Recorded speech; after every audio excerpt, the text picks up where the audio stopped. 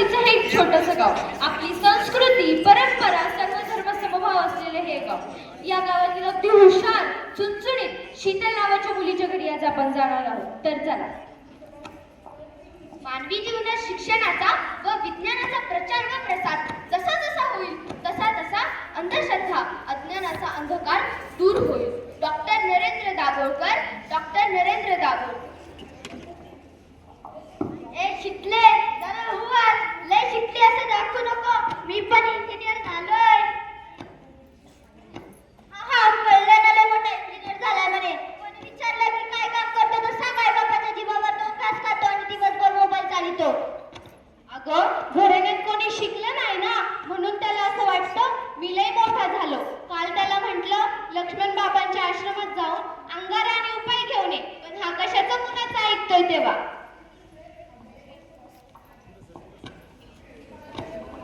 त्या बाबाचा उपाय केल्यावर होतंय कर्ज.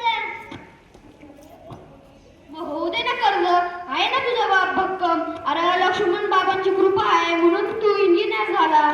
त्यांच्या आश्रमात जा म्हणतोय तर ते बी नाही तर सकाळ सकाळ मोबाईल वरती त्यांचं प्रवचन जरी ऐकलं तरी भलं होईल तुझं. ते बी नाही, नुसतं बसतंय ते मोबाईल वर शेतीची अवजारं बघत. काय दिवे लावते काय ठाऊक.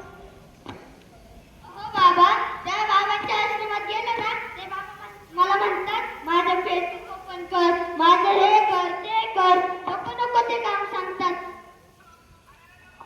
अरे तो बाळू बघ, बाबाचा शब्द आश्रम सांभाळतो. बाबाला काय हवं नको ते शब्द बघतो. अहो आत्याबाई, त्याने तासगावला मोठा अगरबत्तीचा कारखाना टाकला आहे, स्वतःची गाडी घेतली आहे, बंगला आहे, शेती आहे. आणि हे आपलं बेना शिकलंय तरी शेतीत चुकल बघा. माहितीये मला, त्या लक्ष्मण बाबांना आणि विलास भाऊंना आत्माराम भाऊला जेरबंद केला, मुलाचा जीव गेला, सगळी संपत्ती हडपली. अरे हायवाना गपकी जरा, या पायी शिकवलंय का तुला.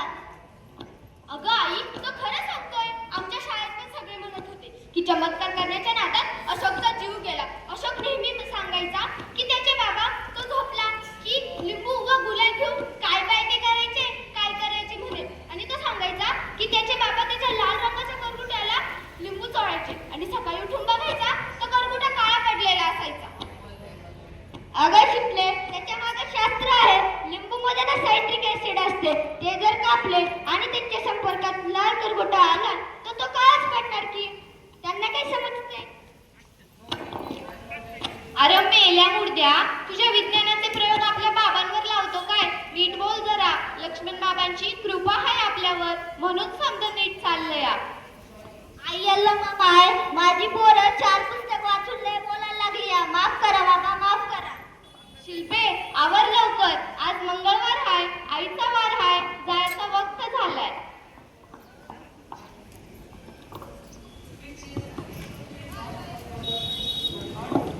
आजी हे धर गंगा, माझ्या वेण्या घाल. मी नाही घालत तुझ्या वेण्या, जा तुझ्या आईकडं. अगं भवाने, एवढी मोठी झाली, लग्न करायची व्हायची झालीच नाही आणि वेण्या घालता येत नाही. अगं हे काय तुझ्या डोक्यात. मला काय नाही. अरे देवा, हिच्या डोक्यात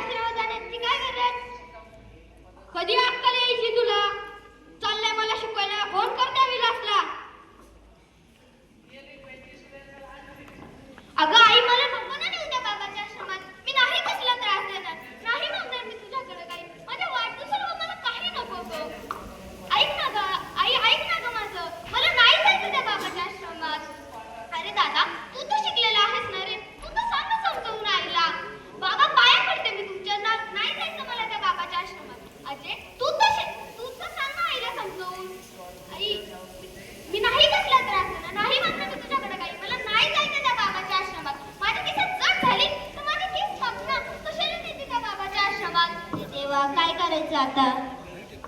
मंडळी, विचार करण्यासारखी गोष्ट आहे. अशा छोट्या मोठ्या गोष्टी आपल्या अवतीभोवती घडतच असतात. अशा छोट्या मोठ्या गोष्टी खेड्यात घडतात हे मान्य आहे. आत्ताच आपल्या नाशिकमध्ये झालेला एक सर्वे मी तुम्हाला सांगते. त्यामध्ये एकूण 20,000 रिक्षांचे सर्वेक्षण करण्यात आले.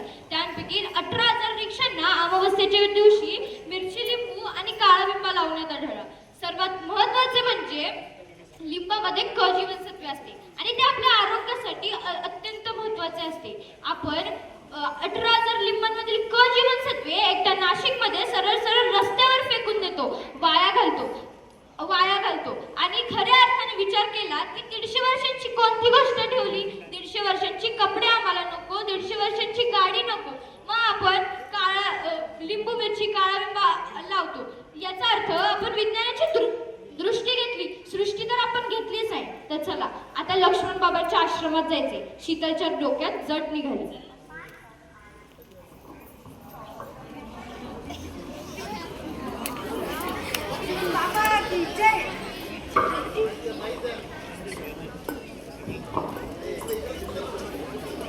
लक्ष्मण बाबा की जय.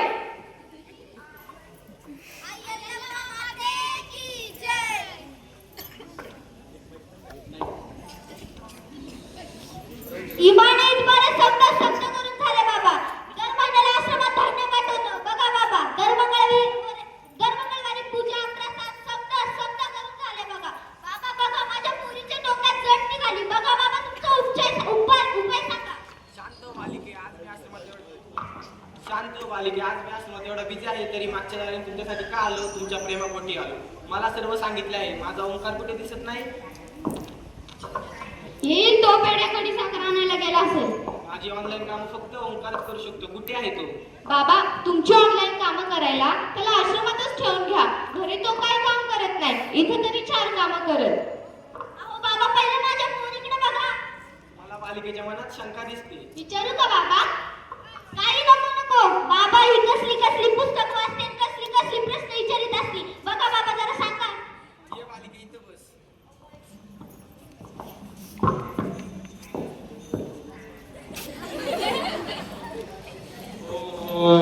एकच उपाय, तुझ्याकडे खूप कमी वेळ आहे बेटा. या लिंबातून जर रक्त निघालं तर देवीचा कोप असणार.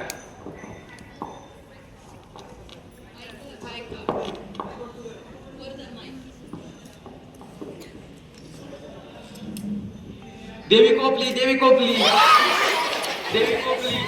एकच उपाय, हिचं लग्न देवीशी लावावं लागेल. 2 महिने आश्रमात ठेवावं लागेल. आदेश. माझं लग्न आणि देवीशी? हिचं लग्न देवीशी नाही लावलं आणि 2 महिने आश्रमात नाही ठेवलं तर हे बघा काय होतंय.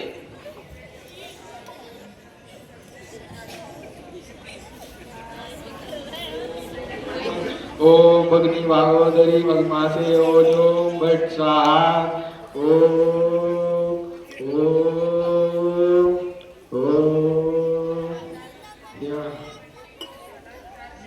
विनाश होईल. हिचं लग्न देवीशी नाही लावलं आणि 2 महिने आश्रमात नाही ठेवलं तर विनाश होईल. अरे देवा, काय केलं रे माझ्या पोरीसोबत हे? अहो धनी, असं काय डोक्याला हात लावून बसलाय? आश्रमासाठी 1 एकर जागा कमी पडत होती म्हणून बाबांनी 1 एकर जागा आश्रमाच्या नावावर करा असं सांगितलं. तुला पोरं महत्वाची आहे की नाही? लवकर करा, नाही तर मुलगी वाचणार नाही. थांबा बाबा, थांबा. काका काकू, तुम्ही काळजी करू नका. मी अंधश्रद्धा निर्मूलनचे काम करते आणि मी डॉक्टर पण आहे. काही दिवसांपूर्वी मी आणि माझे सहकारी या बाबांच्या आश्रमात आलो.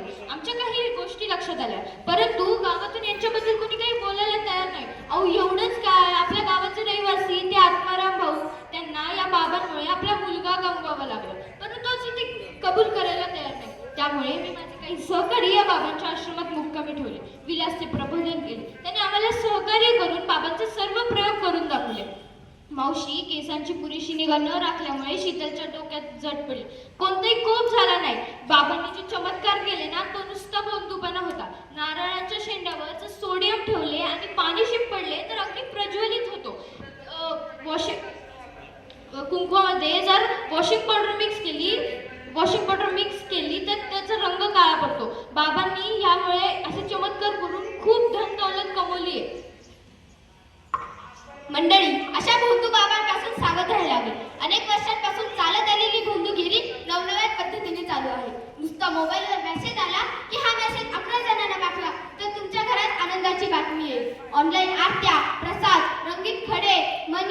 कळते